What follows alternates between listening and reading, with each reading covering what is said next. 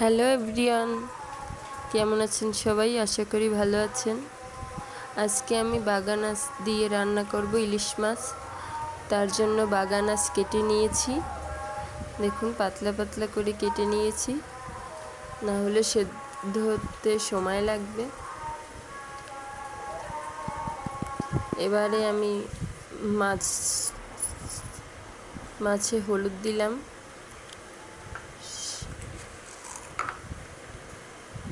সামান্য লবণ। এবার মেখে নেব। ভালো করে মাছগুলোকে হলুদ আর লবণটা মাখিয়ে নিলাম। এবার অন্য একটি পাত্র বসিয়ে দিয়েছি, তেল দিলাম। এক এক করে মাছগুলোকেও দিয়ে দেব।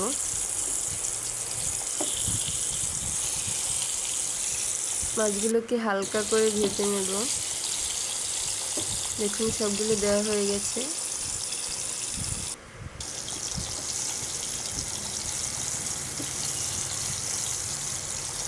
মাছে ডিমও হয়েছিল। এবার মাছগুলোকে উল্টে দিচ্ছি, যেহেতু হালকা করে ভাজবো তার জন্য তাড়াতাড়ি উল্টে দিলাম। এবার এপাশে একটু ভেজে নিয়ে মাছগুলো ভাজা হয়ে গেছে, এবার তুলে নেব।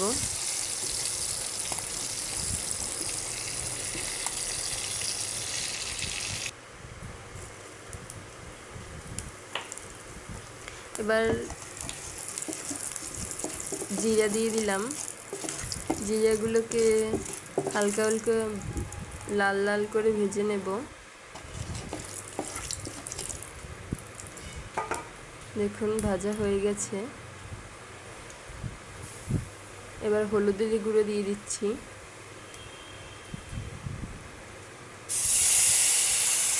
সামান্য একটু জল।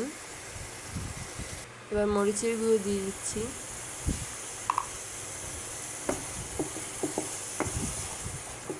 এবার ভালো করে কষিয়ে নেব মশলাটা।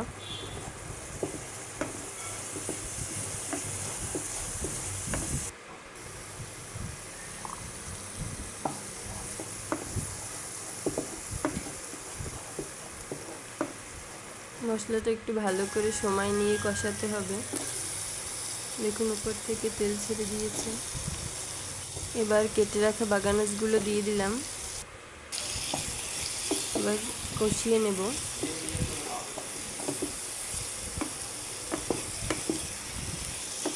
ভালো করে কষিয়ে নেব। কষানো হয়ে গেছে প্রায়। এবার লবণ দিয়ে দিচ্ছি।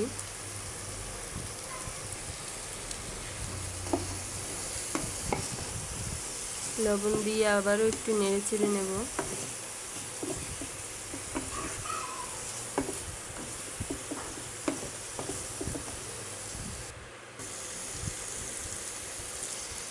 এবার জল দিয়ে দিলাম, যেহেতু কষানো হয়ে গেছে। এবার জলটা দিয়ে আর একটু নেড়ে চেড়ে দিলাম।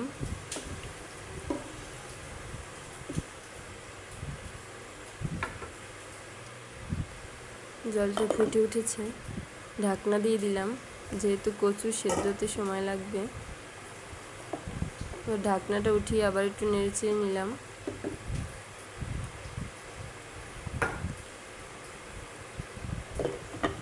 আবারও ঢাকনা দিয়ে দিলাম। এবার মাছগুলোকে দিয়ে দিলাম। এবার মাছগুলোকে দিয়ে আর একটু নাড়াচাড়া করে দিলাম। দেখুন এবার জিরে বাটা দিয়ে দিচ্ছি। এবার আবারও একটু নেড়ে দেব। জিরেটা ভালো করে মিশিয়ে দেব।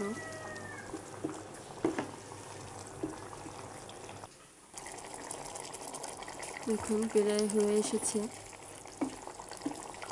এবারে নামিয়ে নেব। দেখুন কি সুন্দর হয়েছে। ভিডিওটি ভালো লাগলে লাইক, কমেন্ট এবং সাবস্ক্রাইব করবেন।